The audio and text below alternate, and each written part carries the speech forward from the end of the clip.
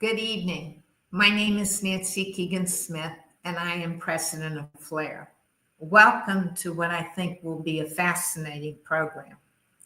Tonight's program will feature a conversation moderated by our own FLAIR Vice President and founder, Dr. Diana Carlin, and also a very good friend and Professor Emerita of St. Louis University, and author Dr. Craig Smith on his fascinating new book, First Ladies Enduring Infidelities, Strokes, and Assassinations. And if you hear the weather in the background, I'm in Alexandria, Virginia.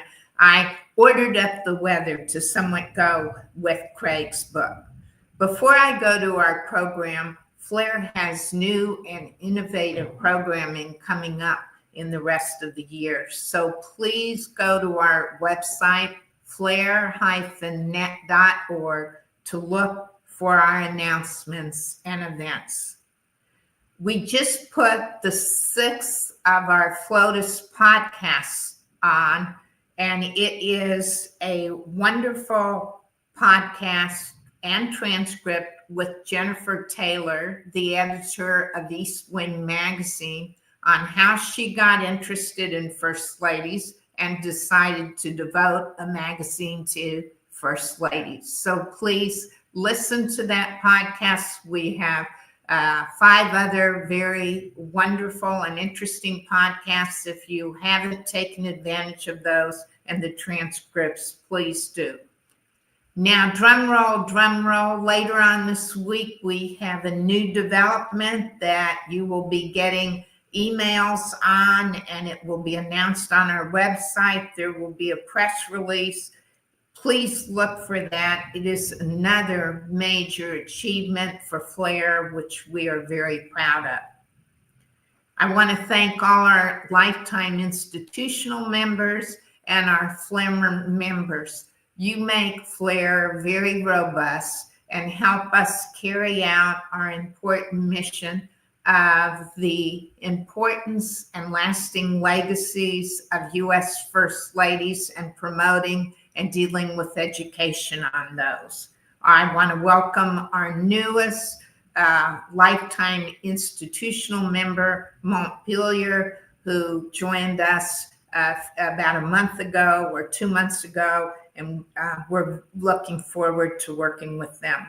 It is now my pleasure to turn the program over to Diana Carlin for what I know will be an interesting program, and we look forward to also getting your questions. Diana? Hi, thank you, Nancy. And Craig, I think you're going to join me here in just a second. Welcome. Good afternoon. Still a little bit early on the West Coast, so thank you for coming in from California. Craig and I go way back and trade favors with one another, so thank you so much for joining me for this conversation about your book. Craig's resume is incredibly long. I looked up his CV before we came, and I knew he was prolific, but when you put it all in one place, it really is impressive. And Craig's background is in rhetoric, but he's also spent a lot of time in the, quote, real world. He was a presidential speechwriter for President Ford. He worked with President George H.W. Bush when he was running for president. He also went into the corporate world and was a speechwriter for Lee Iacocca. He's done several other things. And, one of his areas, in addition to presidential studies, rhetoric in general, is First Amendment rights. And he headed the Center for First Amendment Studies at Cal State Long Beach, which is where he is recently retired from. So, Craig, great to have you here and to see that you're one of our newer FLAIR members, and that you've also added another area of study to your vast background. So tell me, first of all, what got you interested in First Ladies, other than you knew a couple? Well, we just concluded, my producer and I just concluded 131 episodes of a podcast. And the first series in that 131 was on presidents. And when we decided we would wrap up the series, we decided we would balance the presidents by doing first ladies. And so I did my research, and I came to the first session we were going to do, of course, Martha Washington. And my producer said, "How many pages of notes do you have there for this series on first ladies?" And I said, "Well, about 250 pages." And he said, "Well, you ought to write a book." And I said, "What a good idea." And so that's how it came about. Is once we finished doing the podcast, I was able to put the notes together and write the book. And you know how that goes. Lots of revisions and changes and so on and so forth. And of course, one of the more difficult things about the book is writing about somebody like Melania Trump, who's was the first lady, was out, and then came back. And she's only the second first lady to have done that. And she's still the first lady, but I had to end the book somewhere. So Yeah. She's been termed out. Okay, well, you can always do another edition. I like the fact that your subtitle, Enduring Infidelities, Strokes, and Assassinations. And here's this beautiful cover. And I don't know if you watched our program last month on the development of First Lady orchids. So if you haven't, you should go back, because your cover reminded me of that program. So that was how you got into this. And what caused, I know you always have to focus when you're going to do something on first ladies, because you certainly can't cover everything, or your 250 pages of notes would probably be about 5,000 pages by the time you cover all of them. So this subtitle intrigued me. What's the advantage of that subtitle, and what were you trying to do with it? I was trying to look at the most dramatic moments in their lives. The podcast that we did is called History Rated R. And so we started by looking at infidelities, but then I saw that many of the first ladies, their parents, their husbands, were afflicted by strokes. And so I started researching that part of it. And then, of course, the assassinations are the other, tremendously dramatic moment. And so that became the focus of it. I mean, I'm very brief in their upbringing, where they went to college, that kind of thing. I mean, I cover it, but it's very quickly, and then I get into the heavier stuff in their lives, in terms of husbands that cheated on them, and went from there into the other tragedies that plagued these women, and how heroic they were in dealing with these tragedies and coming back from them, and creating their own lives even after their husbands had passed away. Yeah.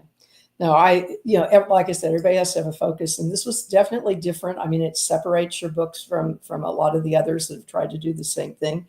You also say in your introduction that you only are considering the wives to be true first ladies, and Nancy, Anita McBride, and I did the same thing with our book, and we made an argument for why to do that. So would you sort of explain why you have limited this to the wives? Well, I think I agreed with your rationale, and furthermore, I just thought the official first lady, the real first lady, is the one I want to concentrate on. And if you get into one of these books, you can go off in all kinds of directions. You could be acting first ladies, nieces who became, substituting for the first ladies. And I didn't want to get into any of that, because the book was long enough as it was, and so I just wanted to deal with those who were the actual wives of the president while he was the president. And so, while I mentioned Jefferson's wife in passing, she never got to be first lady because she died before he became president. And poor, Rachel Harrison was, plagued with, talk about negative campaigning. Rachel Jackson. Yeah. Rachel Jackson. And yeah. I mean, the poor dear mistakenly assumed that she had completed a divorce, which she didn't, and then she married Jackson, and she became the target of negative campaigns.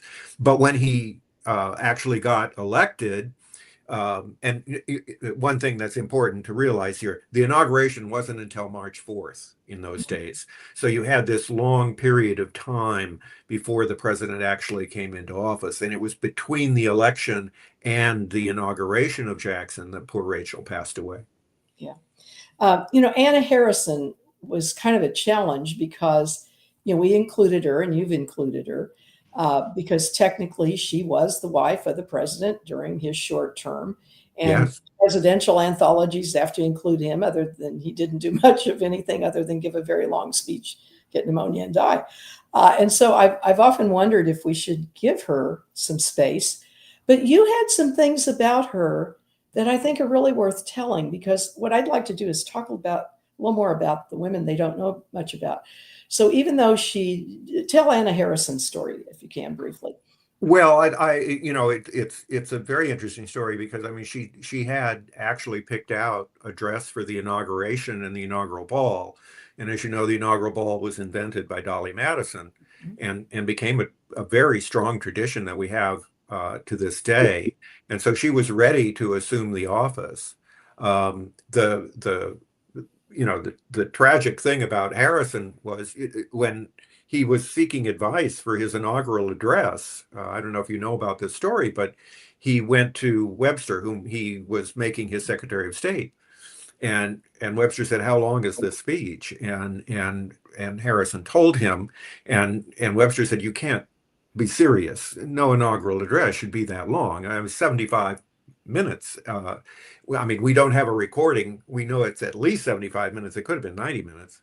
And then he gets on his horse and gets into the inaugural parade and rides through the sleet and the slush and the rain, and gets a cold, gets pneumonia, and he's dead in a month. So poor Mrs. Harrison never got to function very much as First Lady. But she did some things after his death. And, one of the things your book does, and I think, most of the books that look at the First Ladies look at their legacies post tenure, because for some of them, they did even more than they did while they were in the White House. So I was very interested in what she did and tried to convince President Tyler to do in regards to her family. You have to remind me of that. I don't. Oh, okay. I'm not. Yeah, I'm not recalling it for some reason. She wanted Tyler to appoint some of her family members to positions when he became president. She tried to influence him on patronage. That's right. That's right. And then she took, yeah. And then her stance on slavery. Yeah, and Tyler was the wrong guy to go to because he was very unpopular. Harrison, ran as a Whig, but he put Tyler, a Democrat, on the ticket to have a unity platform. And every time that's been tried, it hasn't worked out. And the reason in this case is Harrison dies, Tyler becomes president. The Whigs are like, "Oh my God, look what's happened. We have a Democrat. We actually put a Democrat in place." And he became very unpopular because he was on the side of the Democrats not wanting a national bank. And the Whigs wanted a national bank, ironically, to handle some of the tariff money that was coming in. And they all resigned except for Webster from the cabinet. And Webster stayed on because he felt he had to advise the president, and that Tyler wasn't really as competent as he should be. So when Mrs. Harrison came to him and requested these favors, it wasn't that he didn't want to do it. It was that he probably couldn't have gotten them approved through the Congress that wasn't sympathetic to his administration. Yeah. So you talk about a lot of different tragedies, but one thing you don't mention in the subtitle, but you do talk about as you discuss these women and some of the heroic challenges they faced, was loss of children. Yes. And if you look throughout our history, so can you talk a little bit about the kinds of losses these women faced? There are several, and I think the most disturbing was the death of Jane Pierce's child. Mm-hmm. They were on a train ride, and the train derailed and their son had gone to the front of the car to look at things out the window, and he got crushed before their very eyes. It, it was just a horror. And Mrs. Pierce, Jane Pierce, thought that they were being punished because she did not want her husband running for president. She thought this was arrogance, that he really shouldn't have been the candidate. And, lo and behold, this is God punishing them. And then, she secludes herself. She doesn't perform the duties of a first lady. She stays upstairs. And eventually she comes back into society, and she's with a senator's wife who's had a new infant. And she kind of becomes the godmother to that infant. And then that infant dies, which forces her, further into depression. And eventually she came out of it. And one of the things that seemed to have cheered her up a little bit was Christmas at the White House. And as far as I can tell, she's the first one to bring a Christmas tree into the White House. This had been started by Victoria's Albert in England. He, of course, was Saxe-Coburg, came from Germany, and in Germany they had Christmas trees. And so he took the tradition into England, and then Jane Pierce brought it to the United States. So she eventually seemed to cheer up a bit, but her relationship with her husband was never really restored. They were alienated from one another from the death of their son on. Another tragedy was the son of Calvin Coolidge, and Grace Coolidge, was playing tennis on the White House lawn and evidently got a blister. The blister led to sepsis, and the kid died very tragically, and with the parents by the bedside. And Coolidge himself was, as we know, not loquacious. He was called Silent Cal. And the death of his son drove him further into silence. And that meant that Grace was often featured at State Department dinners, at social events, to carry on the social side of the White House much more than another first lady would have had to do, because her husband was so depressed by what had happened with the death of the child. Yeah, so two very different approaches post-death that Jane Pierce, I think that very good juxtaposition of how these women faced it. Mary Lincoln. Oh, God, yes. She's been demonized a lot. Where do you come down on Mary Lincoln? Because she also lost a child in the White House, and one before. I think there's an interesting thing can happen to a person who is maybe on the edge of some sort of mental challenge, and then a tragedy strikes and it pushes them over the line. There's lots of evidence that Mary Lincoln was kind of quirky, that she loved to go on shopping sprees. And, Abe Lincoln tolerated all of this. And then they lost their son in the White House while they were in the White House. And he was horribly depressed by the death of the child. And Mary Lincoln began to act even stranger. And then she's sitting next to her husband when he's assassinated. I mean, can you imagine how horrible that must have been? I mean, Jackie Kennedy is the only other one that went through something like that. And so that, pushes her further over the edge. Her son, Robert, actually had her committed to an asylum. And she had tried to get out, and she got the public on her side, and eventually she was freed from the asylum and then moved in with her sister in Illinois, and was very disaffected from Robert until very late in her life because of what she perceived he had done to her. The strange thing about Robert Lincoln is that when Garfield was assassinated or shot at and then died, Robert was at the train station there to welcome the president, who was going to get on a train to go see his wife, who was ill on the New Jersey shore.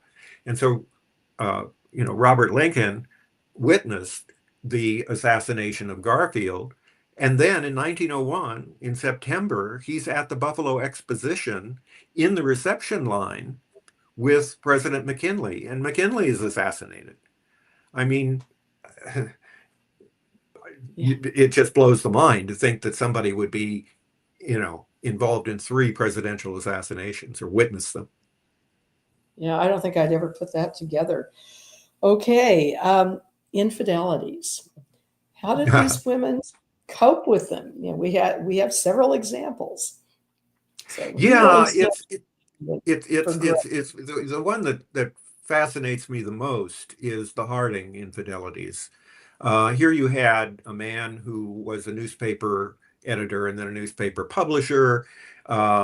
He falls in love with a woman who's a little bit older than he is, Florence, his wife, Harding. He refers to her as the boss. She treats him more like a son than a husband very often. Both of them suffered from depression. He actually went into a home for a while and then came back out before he ran for public office. And she kind of ran the show. She was very strong-willed, and told him a lot of times what to do. And I think to escape from that, he took up with some women, at least 2, on the sly. Eventually, Florence found out about the first one. She came across some letters. The second woman, I think her name was Nan Britton, and she popped up during the presidential campaign and said, "I'm going to expose, your husband."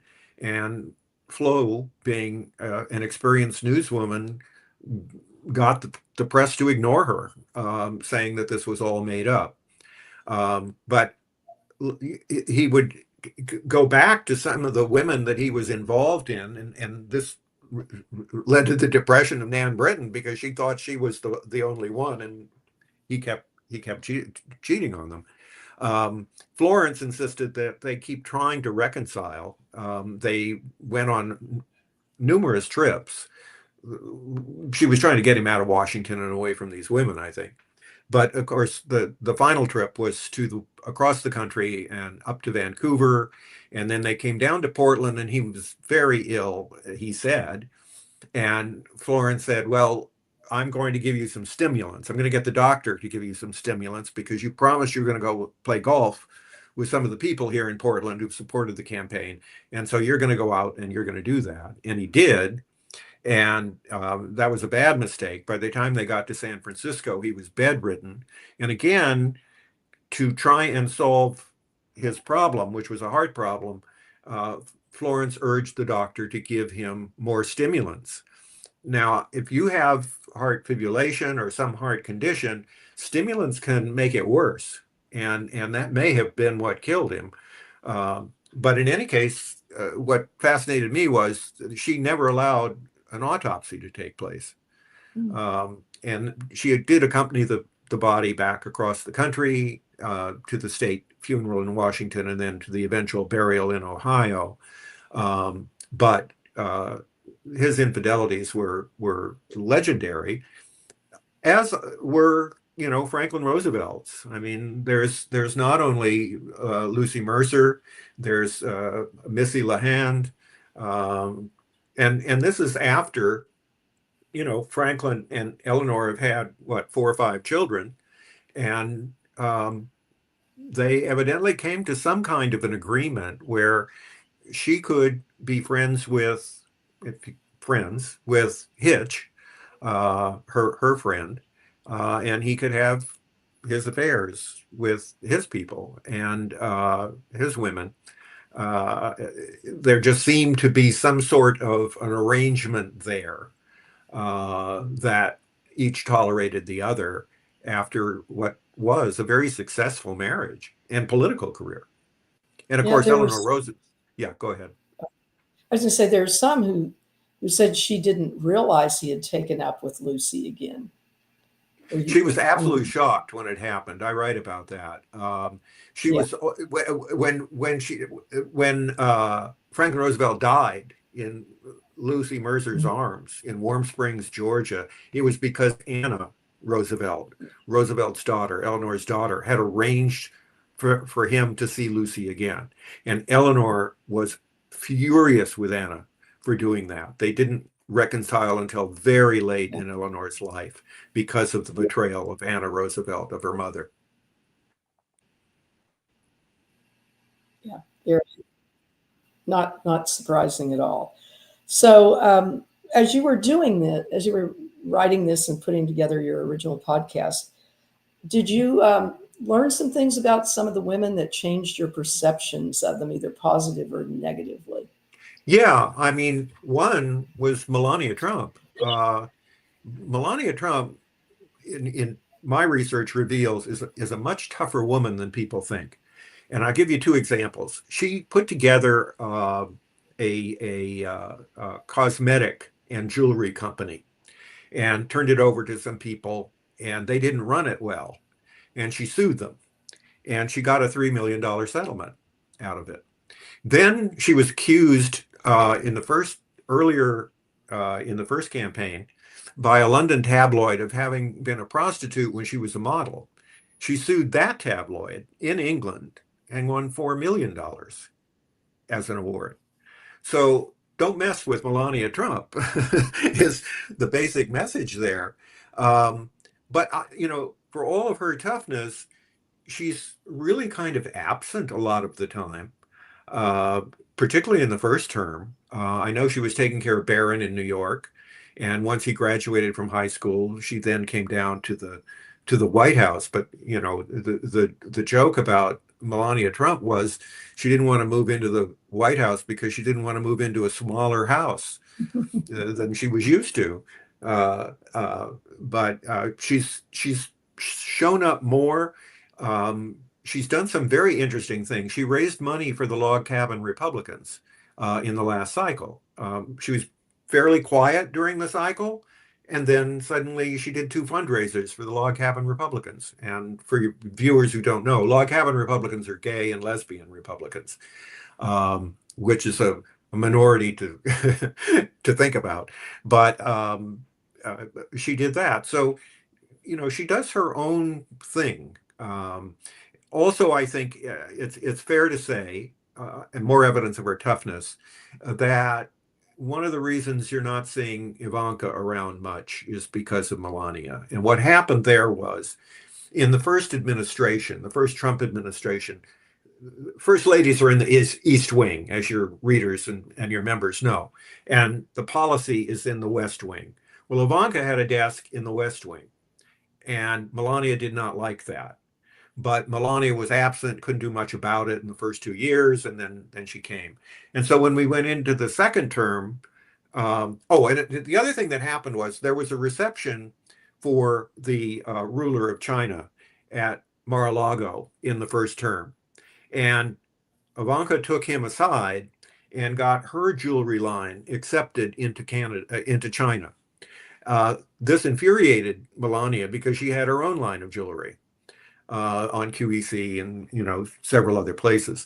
So there was initially some bad blood with that, the West Wing issue, and then after Melania did her trip to Africa, Ivanka went to Africa and did a trip that got kind of glorified and got good publicity, and Melania thought it was on purpose to upstage her. And so in the second administration, you just don't see much of Ivanka. I mean, I think Melania put her foot down and said, she's out of here. I don't want her in the White House. And Melania is more often in the East Wing than she was in the first administration. Well, she went up to Capitol Hill. She didn't go to a hearing, but she had a roundtable about the Take It Down bill. Did you follow, that activity? I know that's past what your book was written about, but that one kind of took me by surprise. Yeah, me too. And you never know where she's going to show up and what's going to happen. She's kind of mysterious. And I've heard people say, people who know Trump and Republicans who've worked with him, that the only 2 people who can criticize him to his face are Melania and Ivanka. That his sons don't dare do it and nobody else dares do it, or they'll be fired or talked down, or look what happened to Elon Musk. But those two are able to criticize him and bring him to toe. Are there any other first ladies who surprised you, or you had to change perspective? The book is dedicated to Barbara Bush, and I want to tell you why, because Yeah. the way I met Barbara Bush was very interesting. In 1978, George H.W. Bush decided he was going to run for president in the 1980 cycle. And he was looking for a speechwriter, and President Ford had recommended me to George H.W. Bush. And so I was to be interviewed in Houston at the Bush house. And so I was picked up by a car at my hotel in the morning and driven to the side door of the house. I was in a three-piece suit because I really wanted the job and I wanted to look official and deferent and all those things. And George H.W. Bush came out the side door to greet me, and he was in a t-shirt. And he said, "If you'll get out of that silly tie and vest, I'll cook you breakfast." And I was just taken aback. I thought, my gosh, I'm here for an interview and the guy's cooking me breakfast. And so we went into the kitchen and he handed me a cup of coffee. He said, "Do you want a cup of coffee?" And I said, "Yes, I'd love one." And he gave me a cup of coffee, and I was standing there with the cup of coffee, and Barbara Bush came in the room. And she looked at me and she looked at George, and then she looked back at me, and then she looked back at George, and she said, "George, that man is standing there with a cup of coffee without a saucer under it. And we have the Chinese delegation coming in tonight, and if he spills a drop of that coffee, I'm going to be furious with you." And I don't know what got into me, but I turned to her and I said, "Mrs. Bush, I came to your door in a three-piece suit. I'm not going to spill anything." And she laughed and he laughed, and it broke the ice. And instead of me just being there until 10 o'clock in the morning, I was there until late into the afternoon. We had sherry in the afternoon. And finally I was, shuffled off and told I got the job. The second time I met Barbara, I did my first speech for George, and he was going to deliver it to the Harris County Republicans in Houston. And so we went, and he delivered the speech, and I turned to Mrs. Bush, who was sitting beside me, and I said, "Mrs. Bush, what did you think of the speech?" And she said, "It's not important what I think, Craig. It's important what you think." And I thought that was really generous of her. We then got on an airplane, a private jet, to fly to Tulsa, where he was going to speak the next day. And they had given Barbara Bush a dozen yellow roses, the yellow rose of Texas. And they gave George Bush a Texas flag. And so we were sitting on the plane, and the plane began to bump, and people began to get nervous. And I was across from the Bushes. And so I looked at her, and I looked at the roses, and I said, "Gosh, those roses are sure beautiful, Mrs. Bush." And she looked at me and she said, "I'd rather have had the darn flag." So, that was just pure Barbara. And I always liked her. I saw her at the conventions, and I just thought she was, outspoken, very honest, and right on so many issues.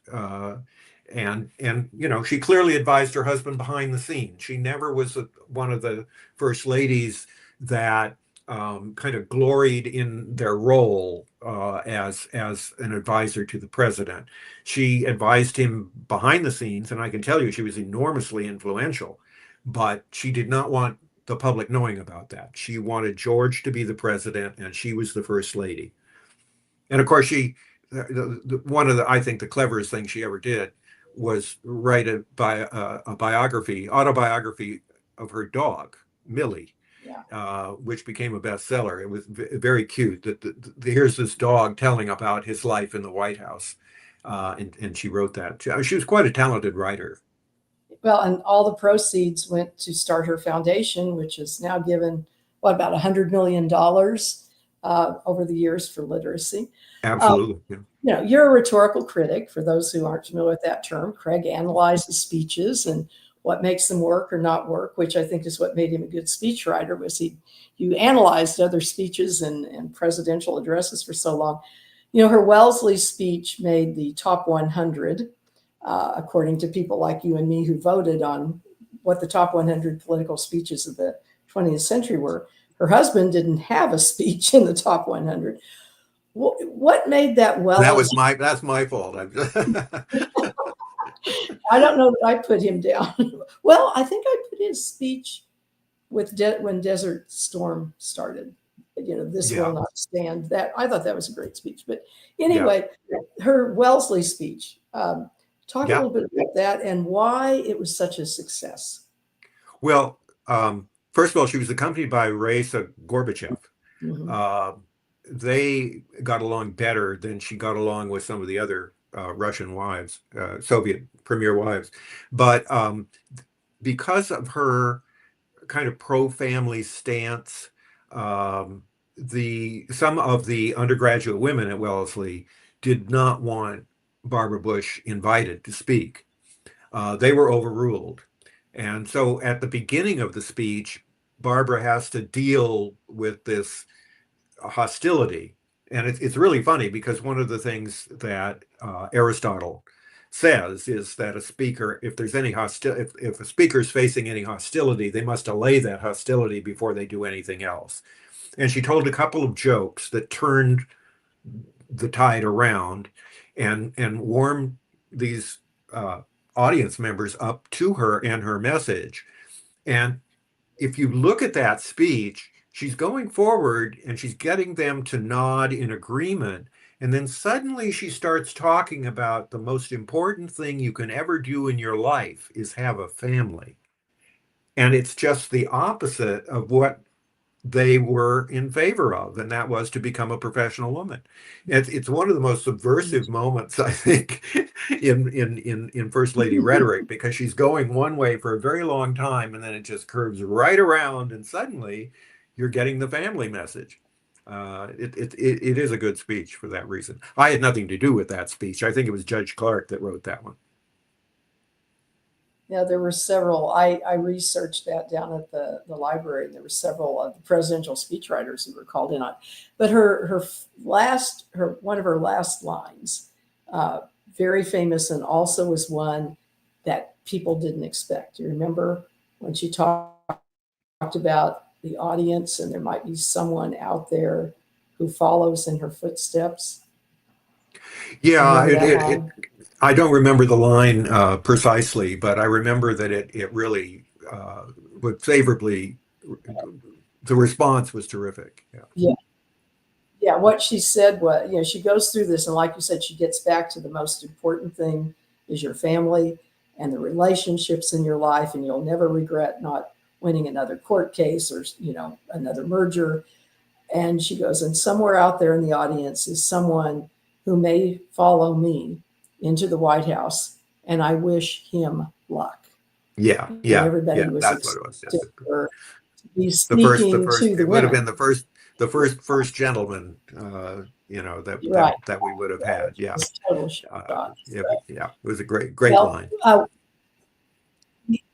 The other first lady you knew personally was Betty Ford, since you were working for her husband. Yeah. And there are a couple things in here about the relationship between Betty Ford and Barbara Bush, and something that they founded and the issues that they dealt with that I think would surprise people in 2025. So do you want to talk about Barbara Bush? Well, Betty Ford Barbara Bush was quieter about her feelings that a woman had a right to an abortion. Betty Ford was much more public in speaking about that. And then they got together and were working on different projects that they hoped would move forward, and those items, we used to call them moderate Republicans, but now they're just so far to the left of what's going on in the Republican Party that people sometimes find it hard to believe that Republicans actually stood for those issues in the past. Pat Nixon, for example, was in favor of the Equal Rights Amendment, and she's another one of my favorite first ladies. And she's beginning to get her due. There's a new biography out about the mysterious Pat Nixon, and all of the things that she did. Again, another woman who on some issues struck out on her own, like when she went to Africa and made headlines there on her own. It was known that she very much influenced her husband, but again, behind the scenes, kind of the same way Barbara Bush did. She didn't make a scene out of it. There's an interesting moment in their relationship, Pat Nixon and Dick Nixon. Excuse me, when when he lost the governorship race in California in 1962. He held a famous press conference, and he blamed the press for his loss and said, you're not going to have Nixon to kick around anymore. Gentlemen, this is my last press conference. And that was it. And he actually then went back to the hotel. Pat wouldn't come to the press conference with him. And when he came into the room, she looked at him and she said, "Oh, Daddy, what have you done?" And Nixon went into hiding for 7 days. Nobody knew where he was. She didn't know where he was. The daughters didn't know where he was. And then he came back and they moved to New York. He became part of a New York law firm. He began to make big money for the first time in his life. Pat was very happy in New York. And then he decides he's going to run for president again. And she's not happy about it. But lo and behold, he becomes president. After that, I mean, when he lost so close in 1960, if you remember that moment, I was a kid, and there's Nixon conceding the election with Pat by his side, in tears. She was so stoic, but you could see the tears coming down, and so she survives that. She survives the 1962 loss, and now in 1968 he's going to run again, and he finally wins. And everything's happy, and daughters are getting married, and in 1972 he carries 49 states, and it's just tremendous. And then Watergate comes along, and bang, their poor Pat is destroyed once more by this man that she was devoted to. Yeah, the book, Heath Lee, who is one of our Flair members and on our board, is the author of The Mysterious Mrs. Nixon, and we have had her on some of our programs. So yeah. I'm noticing the time, and we want to leave a little time for your questions. Sam or Nancy, do we have any questions from the audience?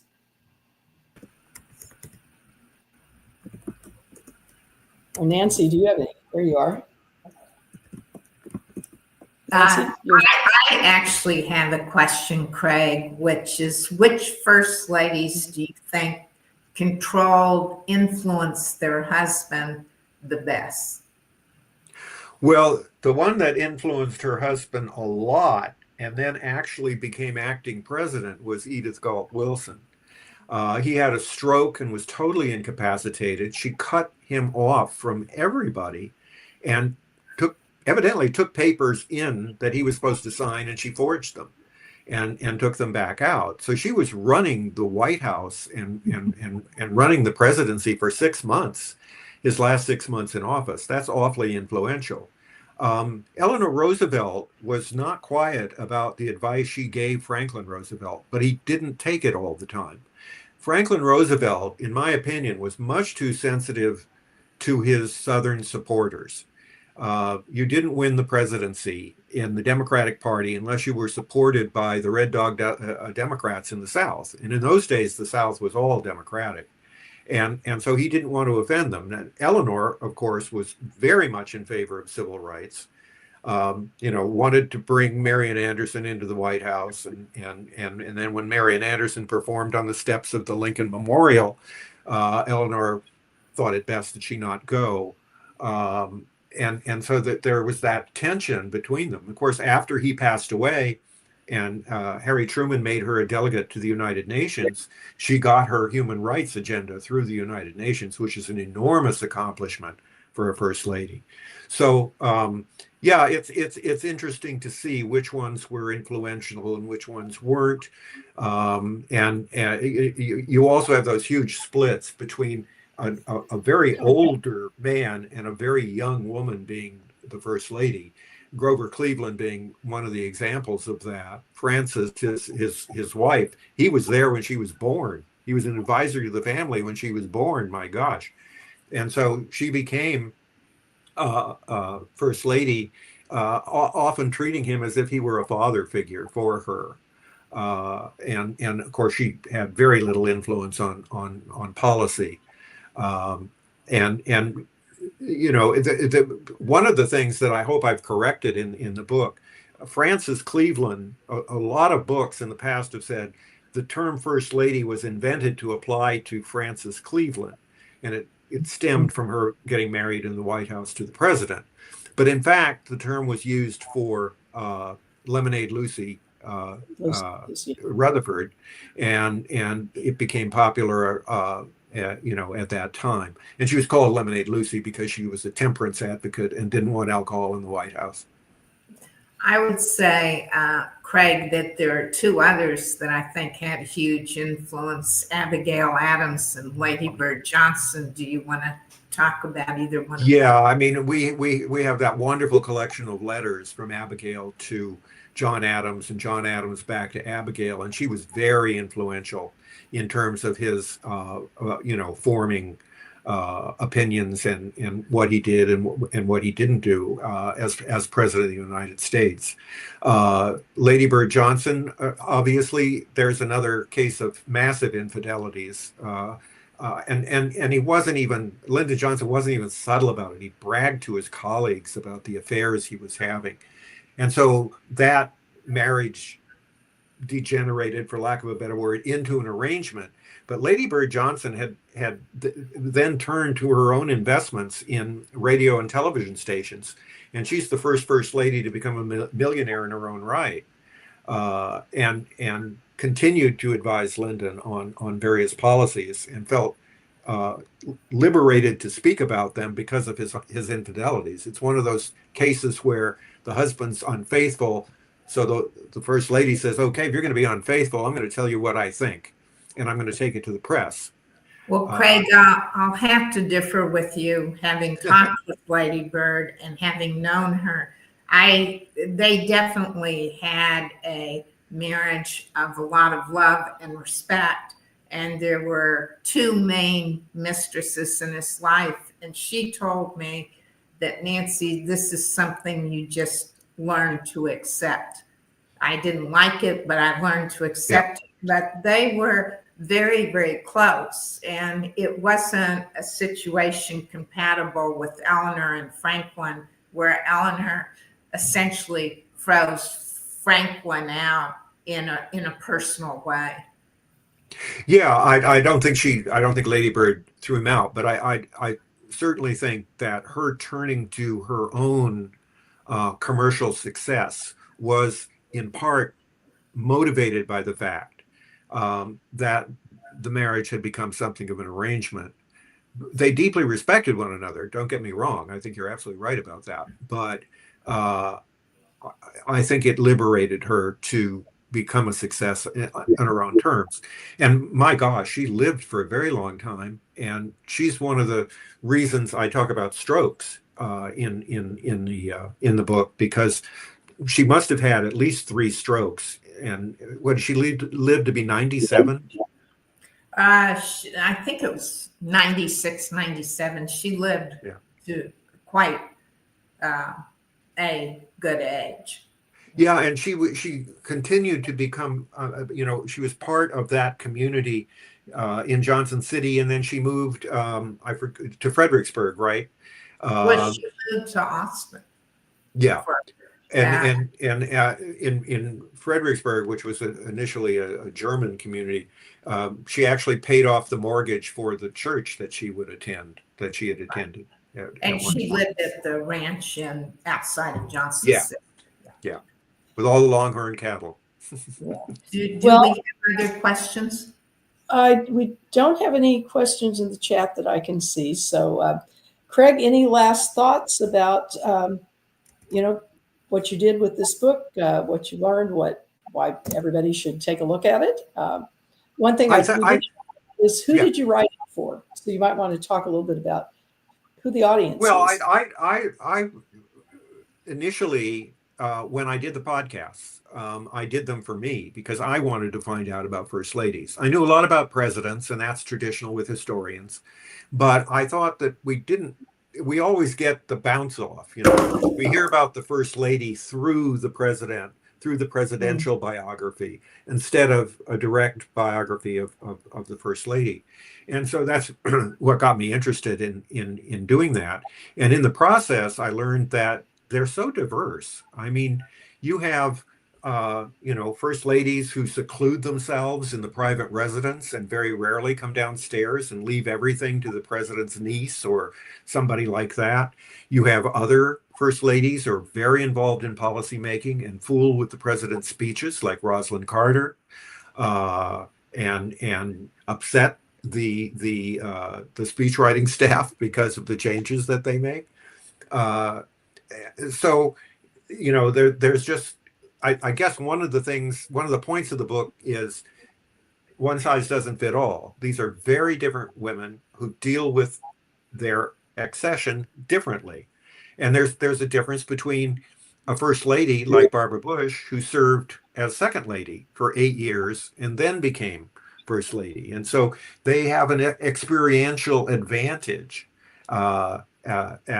when they come forward. By the way, Barbara Bush maiden name is Pierce, and she's a direct descendant of Franklin Pierce, which is kind of interesting that these families are woven together. And along with Abigail Adams, I think she's the only first lady to be married to a president and have a son become president.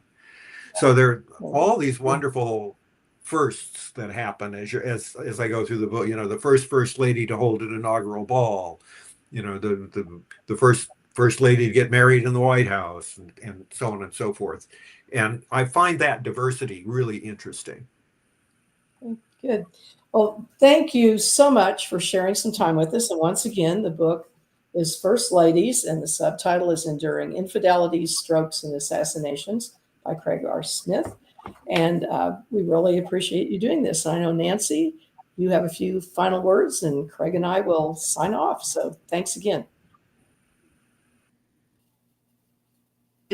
Craig and Diana, for a fascinating conversation. I thank all of the listeners for listening, and I hope you will join us for our programming, our other virtual programs, and please look for our announcement later on this week. Drum roll, a surprise. And if you have not joined Flare, please like and subscribe to Flare, become a member. We have such a robust programming effort. And to become a member, go to flare-net.org. Thank you for joining us, and have a good evening.